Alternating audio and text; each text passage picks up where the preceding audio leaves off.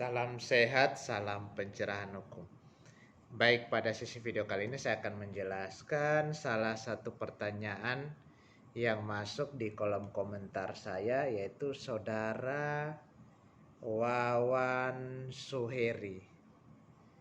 Beliau bertanya, izin bertanya, pengadilan negeri kelas 1A atau kelas 2 maksudnya apa ya Bang? Adakah perbedaannya? Nah, sebenarnya pengadilan itu di mana saja sama, yang membedakan cuma tipe.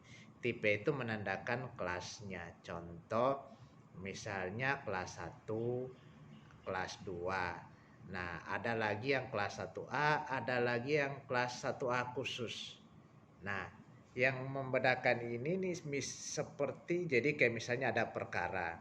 Contoh misalnya kalau saya di NTT, Pengadilan Negeri Olamasi atau Pengadilan Negeri di Kabupaten Kupang itu tipenya kelas 2. Nah, itu menentukannya itu ada kriteria yang diatur oleh Mahkamah Agung. Misalnya contoh ya, misalnya dari jumlah perkaranya, tipe kabupatennya, atau misalnya di Kota Kupang itu Pengadilan Negeri kelas 1A Kota Kupang. Jadi pengadilan negeri kelas 1A Kota Kupang ini bisa dihitung karena misalnya ada kriteria tertentu, misalnya dari jumlah perkaranya, bobotnya, atau ditempatkan di kota.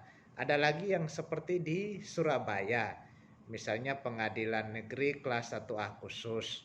Jadi itu tipe-tipe mengikuti tipe kabupaten atau kota dalam satu provinsi. Jadi kalau berbicara berbeda hanya pada nomenklatur tingkatan kelasnya saja.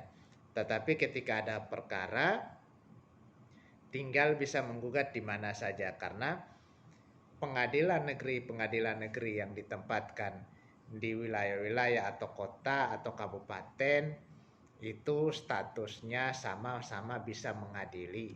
Jadi kayak misalnya kebetulan misalnya saya berdomisili di Kabupaten Kupang, saya tidak bisa mengajukan misalnya ada perkara tanah di Kabupaten Kupang. Saya tidak bisa mengajukan gugatan ke Pengadilan Negeri kelas 1A kota dengan harapan bahwa ketika saya pilih kelas 1A gengsinya lebih tinggi. Oh tidak, saya harus mengajukannya ke Pengadilan Negeri di Olamasi yang tipenya di bawah Pengadilan Negeri Kota. Tetapi statusnya tetap sama. Nah, perbedaan tipe-tipe pengadilan ini sebenarnya hanya nomenklatur untuk membedakan tingkatan kelas dalam satu pengadilan. Jadi kayak misalnya ada sederhana lah, misalnya contoh misalnya ketua pengadilan. Dia mau masuk ke ketua pengadilan kelas 1A, dia wajib mengikuti atau menjabat dulu di ketua pengadilan kelas 2. Jadi ketika sudah kelas 2 dulu, nanti baru naik ke kelas 1. Tapi itu range, ada aturan tata cara menghitung yang diatur secara terpisah oleh Mahkamah Agung. Demikian penjelasan singkat saya. Salam sehat, salam pencerahan hukum.